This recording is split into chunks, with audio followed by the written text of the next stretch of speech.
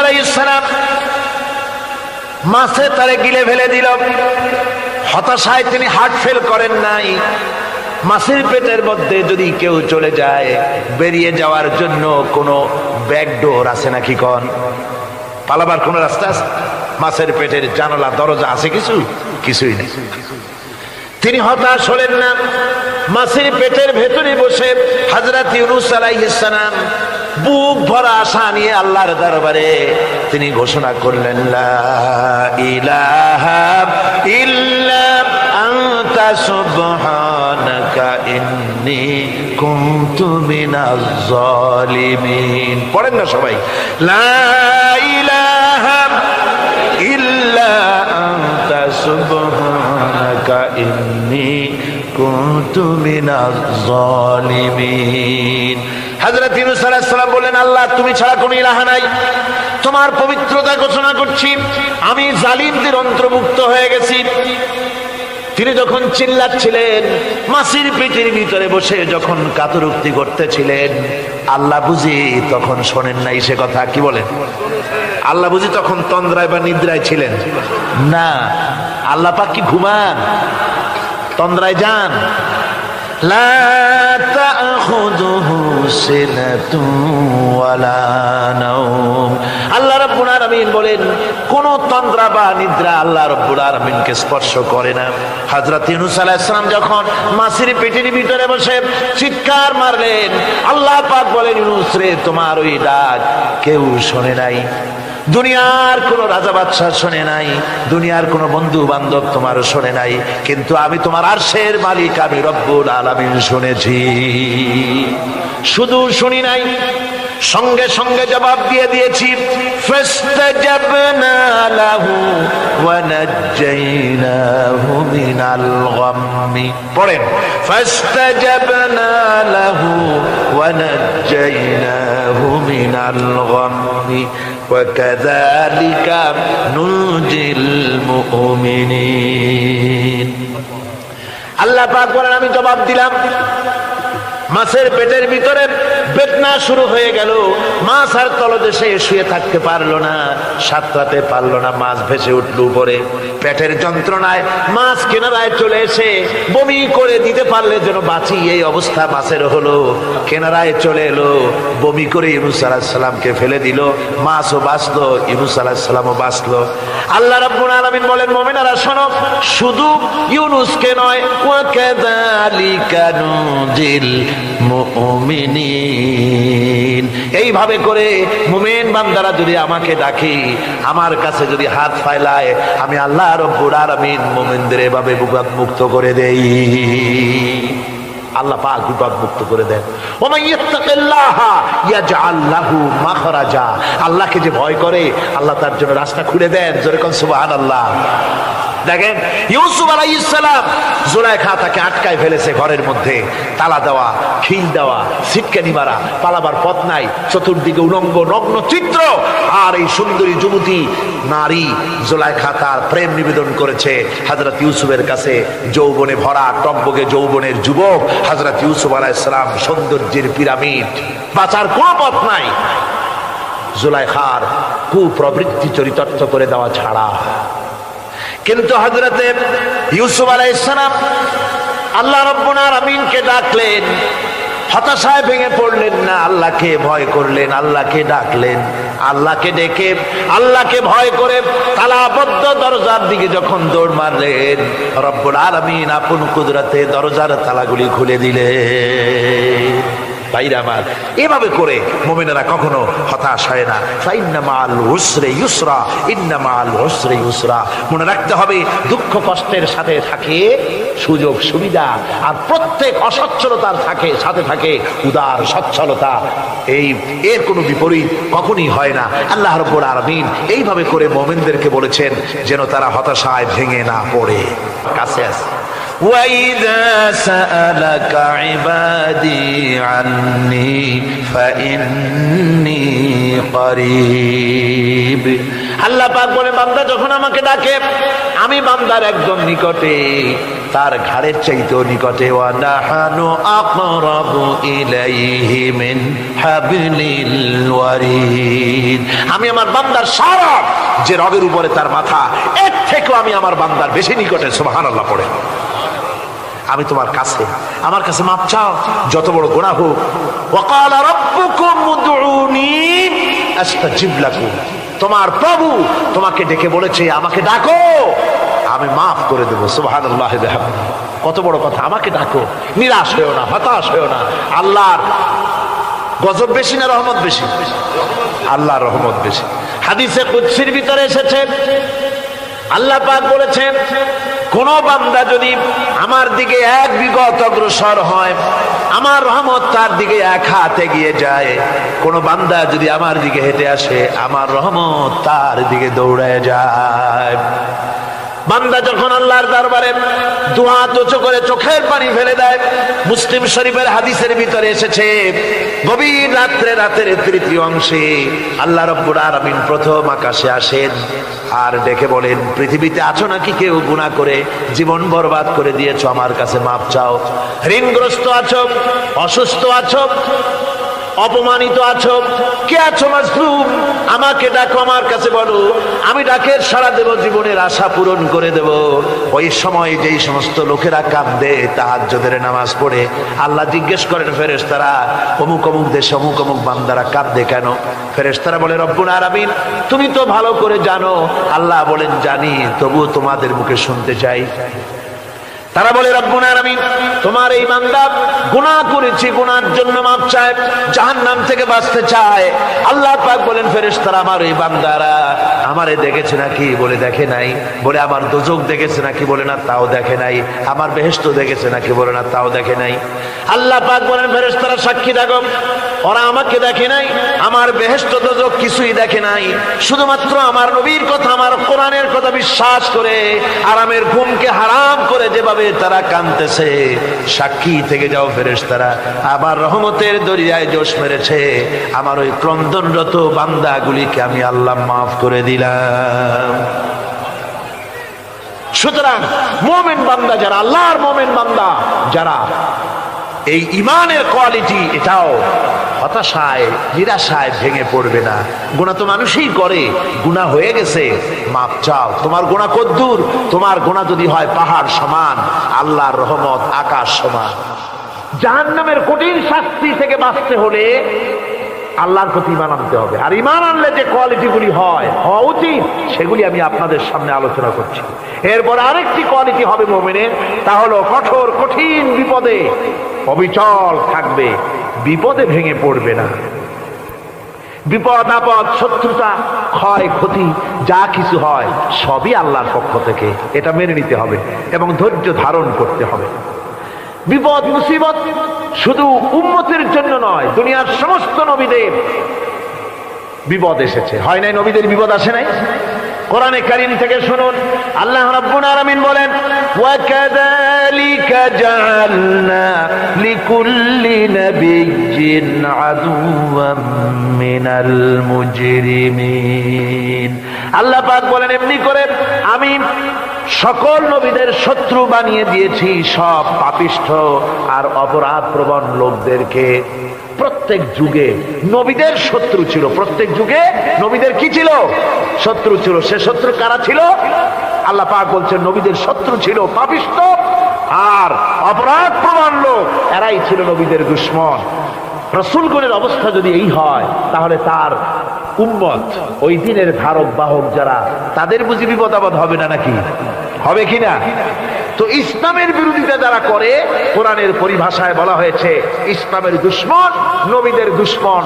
দুনিয়ার সব পাপিষ্ঠ আর অপরাধ প্রবণ লোকেরাই ইসলামের দুশমন হয়, নবীদের দুশমন হয়। আজও দেখেন, আজও তাকিয়ে দেখেন, ইসলামী আন্দোলনের বিরোধিতা যারা করে তারা পাপিষ্ঠ চরিত্রের কিনা, তাকায় দেখেন, খুঁজে দেখেন, সর্বত্র খুঁজে দেখুন যারা ইসলামী আন্দোলনের বিরোধিতা করে, যারা ইসলামকে মিটিয়ে দেওয়ার চেষ্টা করতেছে, যারা ইসলামকে মৌলবাদ বলে, ইসলামকে সাম্প্রদায়িক বলে, কোরআনে কারীমের কথা কত স্পষ্ট যে নবীদের দুশমন হয়, ইসলামের দুশমন হয় মুজরিম লোকেরা, অপরাধ প্রবণ আর পাপিষ্ঠ লোকেরা।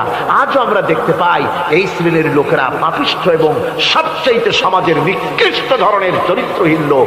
নামাজ নাই। আপনি খুঁজে দেখেন ইসলামী আন্দোলনের বিরোধিতা যারা করছে, যারা নেতৃত্ব দিচ্ছে, নামাজ নাই, রোজা নাই, চরিত্র নাই, হজ নাই, যাকাত নাই, মদ, জুয়া, জেনা, ব্যভিচার ইত্যাদিতে লিপ্ত। চেহারা দেখলে ছেলেপেলেরা 2 গ্লাস পানি খায় ভর ছোটে। কথা ঠিক কিনা কর? এই হলো অবস্থা। মারে কেন? মুমিনদেরকে, পয়গম্বরদেরকে, সাহাবীদেরকে এবং ঈমানদারদেরকে মারে কেন? তার কারণ হচ্ছে আল্লাহ রাব্বুল আলামিন বলেছেন, ওয়া মা নাকামু মিনহুম ইল্লা আইয়ুমিনু বিল্লাহিল আজিজিল হামিদ। কাফিররা ঈমানদার লোকদেরকে অন্য কোন অপরাধী নির্যাতন চালায় না, নির্যাতন চালায় শুধু এই কারণে যেহেতু মুমিন লোকেরা পরাক্রমশালী, আল্লাহ রাব্বুল আলামিনের দ্বীনকে কায়েম করতে চায়, তার উপরে ঈমান এনেছে, এই কারণেই তারা মারে। ঠিক কিনা কর? যুগে যুগে নবীদের উপরে, সাহাবীদের উপরে যে অত্যাচার হয়েছে, সেই অত্যাচার এই কারণেই হয়েছে, অন্য কোনো কারণে নয়। এই কঠিন বিপদে অবিচলতা এবং ধৈর্যের দৃষ্টান্ত নবীগণ পেশ করেছেন পৃথিবীর বুকে। আমরা দেখেছি ইব্রাহিম আলাইহিস সালামকে আগুনে ফালানো হয়েছে, আছে না কোরআন শরীফে? আমি কিন্তু গল্প করতেছি না, সব কোরআনের কথা। কিসের কথা? ইব্রাহিম আলাইহিস সালামকে আগুনে ফালানো হচ্ছে। অপরাধ কি? অপরাধ হচ্ছে হযরত ইব্রাহিম আলাইহিস সালাম দাওয়াত দিয়েছেন, লা ইলাহা ইল্লাল্লাহ। জোরে পড়েন, লা ইলাহা ইল্লাল্লাহ, লা ইলাহা, লা ইলাহা ইল্লাল্লাহ মুহাম্মাদুর রাসূলুল্লাহ। হযরত ইব্রাহিম আলাইহিস সালাম দ্বীনের দাওয়াত দিয়েছেন, এক আল্লাহর দাওয়াত দিয়েছেন, ঈমানের দাওয়াত দিয়েছেন। আর কোন অপরাধ ছিল না। নমরুদ সহ্য করতে পারলো না। কোরআনে কারীমের মধ্যে সব কথাগুলি আল্লাহ পাক এই জন্য বিধৃত করেছেন, এই জন্য কোরআনে কারীমের মধ্যে সব কথা উঠায় দিয়েছেন, যাতে করে মুমিনেরা বিপদ আসলে পরে যেন ঘাবড়ে না যায়। ইব্রাহিম আলাইহিস সালামকে আগুনে ফালানো হচ্ছে। ফেরেশতা বলছে, ইব্রাহিম তোমারে আগুনে ফেলায় দেওয়া হতেছে, আমার কাছে সাহায্য চাও, আমার কাছে ক্ষমতা আছে, আগুনগুলো উঠাইয়া নমরুদের বংশ জ্বালাইয়া দেব। হযরত ইব্রাহিম ফেরেশতার কাছে সাহায্য চাইছিলেন নাকি? তিনি বললেন, ফেরেশতা তোমার কাছে সাহায্য কেন চাইব? আমি তো এমন কোন অন্ধ আল্লাহর ইবাদত করি না যেই অন্ধ স্রষ্টা তার গোলামের দুঃখ দুর্দশা না দেখেন। আমি তোমার কাছে সাহায্য চাইব না। হযরত ইব্রাহিম আলাইহিস সালাম পাশ করলেন। কি বলেন, পাশ করছেন না? ঈমানের পরীক্ষায় পাশ। আগুনের মধ্যে হযরত ইব্রাহিমকে যখন ফেলানো হচ্ছে, রব্বুল আলামিন আগুনের প্রতি নোটিশ করে দিলেন, ইয়া নারু কুনি বারদাও ওয়া সালামান আলা ইব্রাহিম। আগুন আমার ইব্রাহিমের জন্য শান্তিদায়ক, ঠান্ডা হয়ে যা। এখন কি আর আগুনের বাপের ক্ষমতা আছে ইব্রাহিমরে পোড়ানো? আর ক্ষমতা নাই। আমার বন্ধুগণ, ইব্রাহিম আগুনের ভিতরে আরামে বসা আছেন, আর ওদিকে নমরুদ বসে বসে দেখতেছে দূর থেকে। ইব্রাহিম তো জ্বলে না, গায়ের মধ্যে আগুন জ্বলে গেল। ডাক দিয়া কয়, আগুন তোর হলো কি? কেন জ্বালাইতে পারিস না আমার দুশমন রে? হলোটা কি তোর? তোর কি জ্বালানো শক্তি বন্ধ হয়ে গেল নাকি? আগুনের ভিতর থেকে জবাব এলো, নমরুদ রে, আমার ভিতরে জ্বালানো শক্তি আছে কি নাই যদি প্রমাণ করতে চাও, টেস্ট করতে চাও, তুই নিজে আয়, তোরে শুদ্ধ তামাম দুনিয়া জ্বালাই দিতে পারি, ইব্রাহিমের এক গাছা পশমও জ্বালাই দিতে পারি না। তার কারণ হচ্ছে আমি হচ্ছি মাখলুক, আল্লাহ হচ্ছেন খালিক। আল্লাহ আমাকে বলেছেন না জ্বালাতে, তুমি 1000 বার বললেও আমি ইব্রাহিমকে জ্বালাইতে পারবো না। কোরআনে কারিমে ঘটনা বলে মোমেনদেরকে সাহস দেওয়া হচ্ছে, মোমেনেরা দ্বীনের কাজ করতে গিয়ে বিপদ আবাজ আসবে, ইমানের দাবি হলো বিপদ আসবে, আর বিপদ আসলে ঘাবড়ায় যেও না, মুসিবতে পড়ে চিন্তায় পেরেশানে হয়রান হয়ে যেও না। বিশ্বকবি আল্লামা ইকবাল কি সুন্দর করে বলেছেন, আজ ভি হো জু বিরাহিম কা ইমা पैदा आग कर सकती है एक अंदाज गुलिस्तां पैदा। ইব্রাহিমের ইমান যদি আজিও কোথাও হয় বিদ্যমান, করতে পারেন অগ্নিকুণ্ডে খুবসুরত এক গুলিস্তান। আজও যদি আগুনের ভিতরে কোন নমরুদ কোন ইব্রাহিমকে যদি ফেলে দেয়, আল্লাহ রাব্বুল আলামিন আজও আগুনকে ফুলের বাগান বানায়া দিবেন। সুবহানাল্লাহ। ভয় পাওয়ার কারণ নাই, চিন্তা করার কোনো কারণ নাই। আমার বন্ধুগণ, হযরতে হুদ আলাইহিস সালামকে যখন সমাজের লোকেরা, রাষ্ট্রের লোকেরা ঘিরে ফেলে দিল, সমাজ শক্তি, রাষ্ট্র শক্তি যখন তাকে ঘিরে ফেলে দিল, ষড়যন্ত্রের পাহাড় তুলে দিল, তারে মেরে ফেলে দিবে, হযরত হুদ দেশ থেকে তার পালায় গেলেন না, ভয় পেলেন না। হযরতে হুদ আলাইহিস সালাম বললেন, কোরআনে কারিমে হযরত হুদের কথা কোট করা হলো, ফাকিদুনি জামিআন সুম্মা লা তুনজিরুন। সম্মিলিতভাবে ষড়যন্ত্র করো আমার বিরুদ্ধে, সবাই মিলে ষড়যন্ত্র করো, সুম্মা লা তুনজিরুন, আর আমাকে এতটুকু অবকাশ তোমরা দিও না।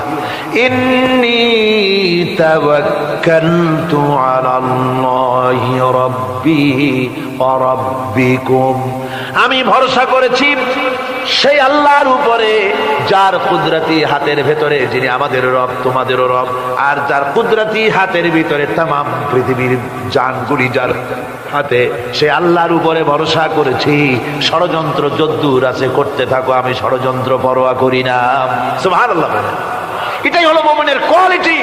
শুধু ঈমান, লা ইলাহা ইল্লাল্লাহু মুহাম্মাদুর রাসূলুল্লাহ, গরুর গোশত খাই, আর রবিউল মাস আসলে পরে ইয়া নবী সালাম আলাইকা, ইয়া রাসূল সালাম আলাইকা, তারপরে গরম গরম জিলাপি আর রসগোল্লা খাইলাম খুব বেশি করিয়া, এর নাম মুমিন নয়। মুমিন হচ্ছে তার চলায় ফেরায়, ওঠায় বসায় সাহসিক তার এক আন্দাজ তৈরি হবে সে। আমার ভাইয়েরা, বিপদে অবিচলতা আমাদেরকে পয়গম্বরেরা শিক্ষা দান করেছেন। আমরা দেখতে পেয়েছি বিশ্বনবী জনাবে মুহাম্মদুর রাসূলুল্লাহ সাল্লাল্লাহু আলাইহি ওয়াসাল্লাম হিজরতের রাত, কাফেররা চতুর্দিকে দাঁড়ানো, হযরত জিবরাইল এসে বলেন, ইয়া রাসূলুল্লাহ, হে কাফেররা চতুর্দিকে ঘিরে দাঁড়িয়েছে, গভীর রাত, এখন হাতে তাদের তরবারি, সকাল হলে পরেই তারা আপনাকে মেরে ফেলে দিবে, তাড়াতাড়ি ওঠেন, মদিনার দিকে চলে যান। আল্লাহ নবী ঘুমের থেকে জেগে হযরত আলীকে ডেকে বলেন, আলী, আল্লাহ অর্ডার করেছেন আমি মদিনায় চললাম, আমার বিছানার পরে আমার চাদর গায়ে দিয়ে শুয়ে থাকো। হযরত আলী বলেন, আল্লাহর হাবিব, আপনার চাদর গায়ে দিয়ে ঘুমিয়ে থাকবো, সকালবেলায় কাফির বেঈমানেরা আপনার বিছানার পরে আপনার চাদর গায়ে দেওয়া অবস্থায় আমি আলীকে তারা মুহাম্মদ মনে করবে, আর আমি আলীকে নবী মনে করে তারা তাদের তরবারি দিয়া কেটে কেটে টুকরা টুকরা করে আমারে বিদায় করে দেবে দুনিয়া থেকে। এতটুকুনো পরোয়া করি না, বরং আমার দিলের মধ্যে এটাই তৃপ্তি থাকবে যে আমি আলীর জীবনের বিনিময় আল্লাহর হাবিব দুনিয়ায় বেঁচে আছেন। নবীজি ঘরের থেকে বেরোলেন, চতুর্দিকে কাফেররা দাঁড়ানো, আল্লাহ নবী হাতে এক মুষ্টি বালু হাতে নিয়ে শাহ হাতেল বজু পড়ে তিনবার দম করে বালুগুলো ছেড়ে দিলেন। বালিগুলি ঘরের চতুর্দিকে কাফেরদের চোখে চলে গেল। পরবর্তী সময় রব্বুল আলামিন ডেকে বলেন, নবীরে, বালি যখন নিক্ষেপ আপনি করেছিলেন ধুলাগুলি, আপনি তো শুধু নিক্ষেপ করেছিলেন, কিন্তু চতুর্দিকে কাফেরদের চোখে গেল কেমনে? একদিকে মেরেছিলেন, সেই দিকেই তো যাওয়ার কথা ছিল, চতুর্দিকের কাফেরের চোখে চোখে সেগুলো পৌঁছে গেল কেমনে? ওয়ামা রামাইতা ইদ রামাইতা ওয়ালাকিন্নাল্লাহ রামা। আপনি নিক্ষেপ করেন নাই, যখন আপনি নিক্ষেপ করেছিলেন আপনি তো শুধু বালুকণা ছেড়েছেন, আর ওই বালুকণাগুলি ঘরের চতুর্দিকে সব কাফেরদের চোখে পৌঁছবার দায়িত্ব আমার কুদরত গ্রহণ করেছিল। আমার ভাইয়েরা, নবীজি বিপদে এতগুলি শত্রু তরবারি নিয়ে তিনি বিপদে ধৈর্য হারা হন নাই, আস্তে করে ঘরের থেকে বেরিয়ে হযরত আবু বকরের বাড়িতে গিয়ে হাজির। দরজায় গিয়ে আওয়াজ দিলেন আবু বকর, অমনি দরজা খুলে গেল। লাব্বাইক ওয়া সাদাইক। হুজুর বলেন আবু বকর রে, একটা ডাকে কেমনে সাড়া দিলে? তুমি কি ঘুমাইছিলে না? হযরত আবু বকর বলেন হুজুর, আপনি বলেছেন আমাকে নিয়ে হিজরত করবেন, আমি মনে মনে চিন্তা করেছি না জানি কত রাত্রে নবীজি আসেন, উঠতে যদি আমার দেরি হয়ে যায়, নবীজি যদি দরজার কাছে দাঁড়ায় দাঁড়ায় আমারে ডাকাডাকি করে আর আমি যদি ঘুমায় থাকি, তাহলে আল্লাহ নবীর সঙ্গে বেয়াদবি হয়ে যাবে। এই মনে করে বিছানায় না ঘুমাইয়া আপনার গলার আওয়াজ শোনার জন্য এই দরজার সঙ্গে পিঠ লাগাইয়া লাগাইয়া দাঁড়াইয়া ঘুমাচ্ছিলাম। আল্লাহ নবী হযরত আবু বকরকে সঙ্গে করে নিয়ে চললেন মদিনার দিকে, উল্টা পথে রওনা করলেন। বারবার কাবা শরীফের দিকে তাকাতে লাগলেন। বুখারী শরীফে এসেছে নবীজি বারবার কাবার দিকে তাকিয়ে বলতেছেন, রে কাবা, বড় আশা ছিল তোর কাছে থাকবো, তোর খেদমত করব, কিন্তু তোর নিষ্ঠুর সন্তানেরা তোর কাছে আমারে থাকতে দিল না রে। আল্লাহ নবী মিসফালা দিয়ে জাবালে কেদোয়ার উপর দিয়ে চলে গেলেন জাবালে সুরে। গুহার কাছে যখন গিয়েছেন হযরত রক্ত হয়ে গেল। হযরত আবু বকর রাদিয়াল্লাহু তাআলা আনহু বলছেন, হুজুর আর উপায় নাই, দিন হয়ে গেল, এখন বুঝি ধরা পড়ে যাব, ওই গুহার মধ্যে গিয়ে আশ্রয় নেই। তবে আপনি দাঁড়ান, গুহার ভিতরে পাহাড়িয়া গুহা, বিচ্ছু থাকতে পারে, সাপ থাকতে পারে, আমি আগে ঢুকি, যদি কোনো হিংস্র প্রাণী থাকে আমার উপর দিয়ে আঘাত হয়ে যাক, আল্লাহর নবী হেফাজতে থাকুক। হযরত আবু বকর রাদিয়াল্লাহু তাআলা আনহু গুহার ভিতরে নামলেন, নেমে গুহা সাফ করে হুজুরকে ডাকলেন। হুজুর তাশরীফ ফরমালেন গুহার মধ্যে। হুজুর বলেন, আবু বকর হেঁটে হেঁটে কষ্ট হয়ে গেছে, তুমি বসো, তোমার উরুর উপরে মাথা রেখে আমি একটু ঘুমায়ে যাই। আল্লাহর হাবিব ঘুমায়ে গেলেন। হযরত আবু বকর লক্ষ্য করে দেখেন চতুর্দিকে অনেকগুলি গর্ত দেখা যায়। এই গর্ত থেকে সাপ আসতে পারে, বিচ্ছু আসতে পারে মনে করে নিজের গায়ের চাদর ছিঁড়ে ছিঁড়ে গর্তগুলি বন্ধ করা শুরু করে দিলেন। কয়েকটা গর্ত বন্ধ করার মতো চাদর আর নাই, পাও দিয়ে চেপে ধরলেন। এক পাহাড়িয়া বিষধর সাপ বেরোবার জন্য চেষ্টা করে বেরোবার পথ খুঁজে না পেয়ে হযরত আবু বকরের পায়ের উপরে দংশন করেছে। বিষের যন্ত্রণায় হযরত আবু বকরের চোখ থেকে পানি দরদর করে পড়ছে। রাসূলুল্লাহর ঘুম ভেঙে গেল। আল্লাহ নবী তাকে বলেন, আবু বকর চোখে পানি কেন? বাড়ির কথা বুঝি মনে পড়ে গেছে?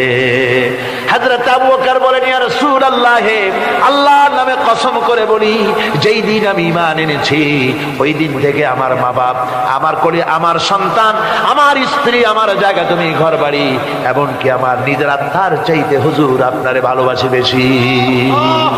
তাহলে কাঁদো কেন? হযরত আবু বকর বলেন, হুজুর বাড়ির জন্য কাঁদি না, ছেলে পেলের জন্য কাঁদি না, সাপে দংশন করেছে, যন্ত্রণায় কাঁদতেছি। আল্লাহ নবী সঙ্গে সঙ্গে মুখ থেকে থুতু বার করে যন্ত্রণার জায়গায় লাগাই দিলেন। সঙ্গে সঙ্গে যন্ত্রণা বন্ধ হয়ে গেল। হুজুর বললেন, আবু বকর প্রথম যখন তোমার এই আঘাত করেছিল সাপে, আমাকে কেন তাড়াতাড়ি বলো নাই? এতক্ষণ তো তোমার কষ্ট হতো না। হযরত আবু বকর বলেন, ইয়া রাসূলুল্লাহ, ওটা তো সাপে কাটার যন্ত্রণা, ওই যন্ত্রণায় আমার রক্ত জ্বলতেছে, যন্ত্রণায় যন্ত্রণায় আমার কলেজাটা যদি ফেটেও যেত। আল্লাহর হাবিব আরাম ফরমাচ্ছিলেন, আমি তাকে আরামে বিঘ্ন ঘটাতে পারতাম না। আমার ভাইয়েরা, হযরতে আবু বকর হযরতে রাসূল দুজন বসে আছেন। এমনি সময় কাফের বেঈমানেরা খুঁজতে খুঁজতে জায়গা মতো এসে গেছে। একজনে বলে ভিতরে আছে, আর একজনে বলে নাই। পায়ের যদি থাকবে তাহলে মাকড়সায় জাল বুনালো কি করে, পাখি ডিম পেড়ে বসে আছে কি করে, তাদের সন্দেহ হতে লাগলো। এর মধ্যে নাই একজন বলে আছে, আর একজন বলে নাই। হযরত আবু বকর ভয়ের চোটে কেঁদে ফেলেছেন, হুজুর আর উপায় নাই। এই যে অবস্থান, এই অবস্থার ভিতরে, এই অবস্থার ভেতরেও আল্লাহ নবী এতটুকু ঘাবড়ে যান নাই। শত্রুরা তরবারি নিয়ে এসেছে, সুযোগ পেলেই একটু তাকালেই দেখতে পাবে, তুলে মেরে ফেলে দেবে। আল্লাহর হাবিব মোটেই ধৈর্য হারালেন না, এতটুকু হতাশ হলেন না। আল্লাহ পাকের হাবিব তার সাথীকে কি বললেন? তখন কোরআনে কারীম সূরা তাওবার মধ্যে আল্লাহ তা উদ্ধৃত করেছেন মুমিনদের জন্য, ইযহুমা ফিল গার ইয ইয়াকুলু লিসাহিবিহি লা তাহজান ইন্নাল্লাহ মা'ানা। ও আমার সাথী, ও বন্ধু, ভয় করো না, চিন্তা করো না, আমরা মাইনরিটি নই, আমরাই মেজরিটি। তার কারণ আল্লাহ আমাদের সাথে আছেন। সুবহানাল্লাহ, আল্লাহ আমাদের সাথে আছে।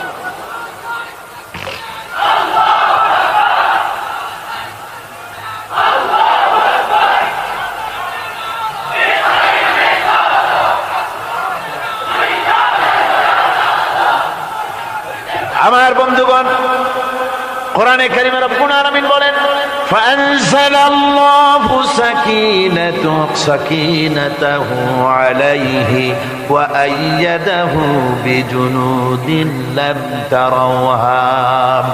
আল্লাহ পাক তার মনের মধ্যে গভীর প্রশান্তি এবং স্বস্তি দান করলেন, আর এমন সৈন্য দিয়ে সাহায্য করলেন যে সৈন্যদেরকে তোমরা দেখতে পাও না। এভাবে করে রব্বুল আলামিন মুমিনদের বিপদে আপদে মুসিবতে সব সময় আল্লাহ পাক মুসলমানদেরকে সাহায্য করেছেন। জোরে বলেন সুবহানাল্লাহ। মুমিনদের সাহায্যকারী আল্লাহ। তাই ইসলামী আন্দোলনের সাথে যারা আছে, যারা কর্মী, যারা নেতা, যারা মুমিন, যারা ইমানদার, মেঘের মতো প্রচন্ড কালো মেঘ হয়ে চতুর্দিক থেকে অন্ধকারের মতো সে এসেছে বিপদ, কোন বিপদ না। আল্লাহ পাক সাহায্যকারী। কে সাহায্যকারী? জোরে বলেন, সাহায্যকারী কে? আল্লাহ সুবহানাহু ওয়া তাআলা। তিনি সাহায্যকারী, ভয় নাই। আল্লাহ পাকের উপর ঈমান আনলে পরে কলিজার ভিতরে দুর্জয় সাহসের সৃষ্টি হয়ে যায়, কোনো ভয় অন্তঃকরণে তার থাকে না। আল্লাহ পাক সাহায্য করেন। আর আল্লাহর উপরে ঈমান আনলে পরে রব্বুল আলামিন বলেছেন, ইয়া আইয়ুহাল্লাযীনা আমানু হাল আদুল্লুকুম আলা তিজারাতিন তুনজিকুম মিন আযাবিন আলীম। এমন একটা ব্যবসার কথা কি বলবো না যে ব্যবসায় তোমাদেরকে জাহান্নামের আযাব থেকে বাঁচায় দেবে। তার প্রথম কাজই হলো আল্লাহর প্রতি ঈমান আনা। ঈমান আনলে পরে এই সমস্ত গুণ তৈরি হয়ে যায়। আর ঈমানে সবচাইতে উপকৃত হয় সমাজের লোকেরা, রাষ্ট্রের লোকেরা, পরিবারের লোকেরা, দেশের মানুষ উপকৃত হয় মুমিনদের দিয়ে ঈমানের কারণে। তার কারণ হলো একজন মুমিন, একজন ব্যক্তি যখন ঈমানদার হয়, মুমিন হয়ে যায়, আল্লাহর প্রতি যখন প্রগাঢ় বিশ্বাস তার এসে যায়, তখন সেই ব্যক্তি নৈতিকতার মান তার বেড়ে যায়। জোরে বলেন সুবহানাল্লাহ। নৈতিক চরিত্রের উপরে সে প্রতিষ্ঠিত হয়, সে মিথ্যা বলতে সাহস পায় না। মুমিন ব্যক্তি মিথ্যা বলতে সাহস পায় না। কেন পায় না? মিথ্যা বলতে সাহস পায় না, ঠকাতে সাহস পায় না, ওজনে কম দিতে সাহস পায় না, শয়তানি বদমাশি করতে সাহস পায় না। তার কারণ হলো আল্লাহ পাক বলে দিয়েছেন, মুমিন কোরআনের ভিতরে পড়েছে, ইয ইয়াতালাক্কাল মুতালাক্কিয়ানি আনিল ইয়ামিনি ওয়া আনিশ শিমালি কাঈদ। দুজন নিয়ন্ত্রণকারী ফেরেশতা তোমার ডানে এবং বামে বসে বসে তোমাকে নিয়ন্ত্রণ করছে। কোথায় যাও, কি করো, এই ফেরেশতারা বসে বসে সব দেখতেছে। মা ইয়ালফিযু মিন কাওলিন ইল্লা লাদাইহি রাকীবুন আতীদ। মানুষ এমন কোনো কথা বলে না যা ফেরেশতারা রেকর্ড না করে, সব রেকর্ড হয়ে যায়। তাই মুমিন ব্যক্তি দায়িত্বহীন কথা বলতে পারে না। মুমিন ব্যক্তির চরিত্র ভালো হয়ে যায়। সে যে কথা বলে বুঝে শুনে কথা বলে, সে যে ওয়াদা করে বুঝে শুনে ওয়াদা করে। যেহেতু সবকিছুর জবাব কিয়ামতে দিতে হবে। কোথায় দিতে হবে? কোথায় দিতে হবে? কিয়ামতে আল্লাহর দরবারে জবাব দিতে হবে। মহান আল্লাহ রাব্বুল আলামিন বলেছেন, ওয়ালাকাদ খালাকনাল ইনসানা ওয়া না'লামু মা তুওয়াসবিসু বিহি নাফসু। মানুষ সৃষ্টি করেছি আমি, তার অন্তঃকরণের ভিতরে ওয়াসওয়াসা কি হয় আমি জানি। এই জন্য মুমিনেরা মনের ভিতরে কোনো খারাপ কল্পনাও করতে পারে না। খারাপ কল্পনা করলেও তার হিসাব দেওয়া লাগবে আল্লাহর কাছে। কার কাছে? ওয়াইন তুবদু মিন আনফুসিকুম আও তুখফুহু ইউহাসিবুকুম বিহিল্লাহ। আল্লাহ বলেন, মনের মধ্যে যে সব কল্পনা করো তা প্রকাশ করো আর গোপন রাখো, ওইটার হিসাব নেব আমি আল্লাহ পাক। কিয়ামতের দিন আমার কাছে হিসাব দিতে হবে। বন্ধুগণ, এই জন্য মুমিন যারা, মুমিনদের চরিত্র প্রতিষ্ঠিত হয়, মুমিনদের ধারণা থাকে যেখানেই যাই না কেন, যেখানেই বসি না কেন, সেখানেই আল্লাহ, আল্লাহ ছাড়া কোনো জায়গা নাই। আছে নাকি? আছে? আল্লাহ পাক বলেন মা ইয়াকুনু মিন নাজওয়া সালাসাতিন ইল্লা হুয়া রাবিউহুম। তোমরা যেখানে তিনজন মিলে পরামর্শ করো, মনে রেখো তিনজন নও, ওখানে চতুর্থ সত্তা আমি রব্বুল আলামিন তোমাদের কাছে আছি, সব শুনিয়ার দেখি। পাঁচজন যেখানে হও সেখানে আমি ষষ্ঠ, এর থেকে যদি কম হও, এর থেকে যদি বেশি হও, বান্দারে তুমি আছো যেখানে আমি আল্লাহ আছি সেখানে। উপায় নাই, সব জায়গায় আমি দেখতে পাচ্ছি। শুধু তাই নয়, রাত্রিবেলায় মানুষেরা গোপনে পরামর্শ করে, করে না? করে কিনা? রাতে রাতে পরামর্শ করে, এক জায়গায় বসে হলের মধ্যে, পাহাড়ের মধ্যে কোনো জায়গায় বসে পরামর্শ করে। কি পরামর্শ? ইসলামী আন্দোলনের লোকদের মারবে, কোথায় তাদের ধরবে, কোথায় তাদের অত্যাচার করবে, এই সমস্ত পরামর্শ করে। আল্লাহ পাক বলছেন, শুনুন, আল্লাহ রাব্বুল আলামিন বলেন ওয়া হুয়া মাআহুম ইয ইউবাইতুনা মা লা ইয়ারদা মিনাল কাউল ওয়া কানা আল্লাহু বিমা তা'মালুনা মুহীতা। আল্লাহ পাক বলেন তিনি তো ঠিক সেই সময়ও তোমাদের কাছে থাকেন যখন তোমরা নিজেদের ঘরের মধ্যে বসে কোনো এক জায়গায় বসে আল্লাহর মর্জির খেলাফ পরামর্শ করো, আল্লাহ তখনও তোমাদের কাছে থাকেন। আল্লাহর ইহাতা থেকে, আল্লাহর কর্তৃত্ব থেকে বেরিয়ে যাওয়ার কোনো উপায় নাই। সুতরাং গোপনে বলেন, প্রকাশ্যে বলেন, যেভাবেই যা কিছু করা হোক না কেন, আল্লাহর কাছে আমাদের সমস্ত অপরাধগুলি ধরা হয়ে যায়। আর এটাই হচ্ছে ঈমানের সীমা পরিসীমা। তিলকা হুদুদাল্লাহ ফালা তা'তাদুহা, তিলকা হুদুদুল্লাহ, এটাই হচ্ছে আল্লাহর সীমানা।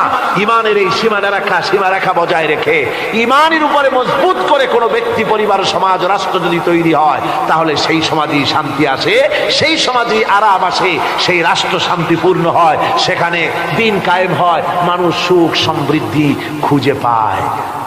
সুতরাং আমরা আজকে আলোচনা করলাম ঈমানের কোয়ালিটি। কি আলোচনা করলাম? ঈমানের কোয়ালিটি। এই কোয়ালিটি দিয়ে যেন আল্লাহ আমাদেরকে ভরপুর করে দেন। জোরে বলেন আমিন, আরো জোরে বলেন আমিন। আজকে কোরআনে কারীমের তাফসীরের মাহফিলে স্বেচ্ছায় একজন ইসলাম কবুল করার জন্য এসেছেন।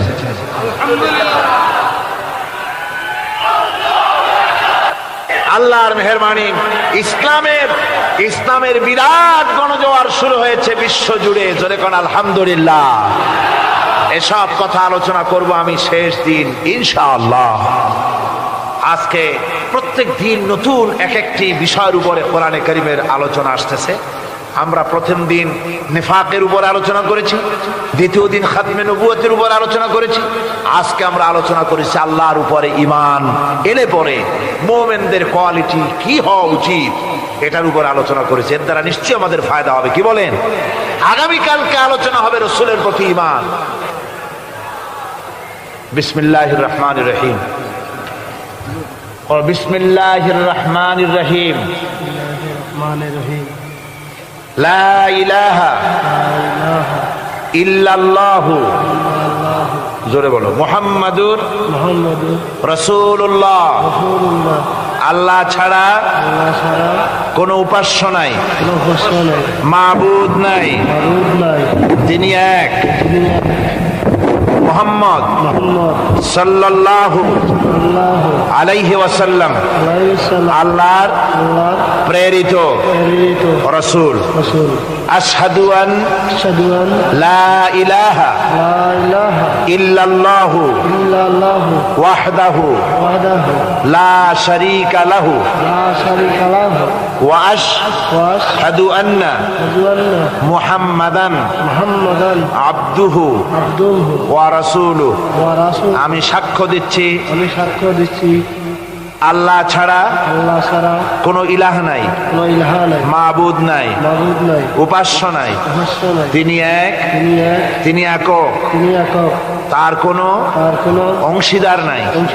আমি আরো সাক্ষ্য দিচ্ছি মুহাম্মদ সাল্লাল্লাহু আলাইহি ওয়াসাল্লাম আল্লাহর প্রেরিত রাসূল এবং তার বান্দা। সবাইকে সালাম দাও, আসসালামু আলাইকুম বলো। আপনারা বলেন ওয়ালাইকুম আসসালাম। এই ছেলে এতক্ষণ এক মুহূর্ত আগ পর্যন্ত ছিল মুশরিক, আর এখন হচ্ছে আমাদের জন্য আমাদের তৌহিদবাদী আমাদের মুসলমান ভাই, আমাদের কি হলো, আমাদের মুসলমান ভাই, বরং আমাদের থেকে তার 1 ডিগ্রি মর্যাদা এখন বেশি। সেটা হলো এই, আমরা জীবনে বহুত গুনাহ করেছি, আমাদের আমলনামায় কম বেশি গুনাহ সকলের আছে, ঠিক না? কিন্তু এই লোকটি কলেমা পড়ার পর রাসূলুল্লাহ সাক্ষ্য দিচ্ছেন, আল্লাহর নবী বলেছেন কালেমা পড়ার সাথে সাথে পেছনের সব গুনাহ আল্লাহ মাফ করে দিয়েছেন।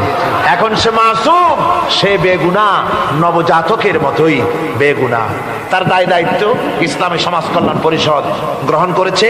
এভাবে করে আরো যারা হবে আমরা তারাও, তাদেরকেও ইসলামী সমাজ কল্যাণ পরিষদ শুধু একটি তাফসীরের মাহফিলই করে না, বরং এ ধরনের কাজ ও সমাজ কল্যাণমূলক বহুমুখী কাজ তারা করে থাকেন। এখন আমি আপনাদের সকলের পক্ষ থেকে আমাদের এই নতুন মুসলমান ভাইকে আলিঙ্গন করে সম্মানিত করছি।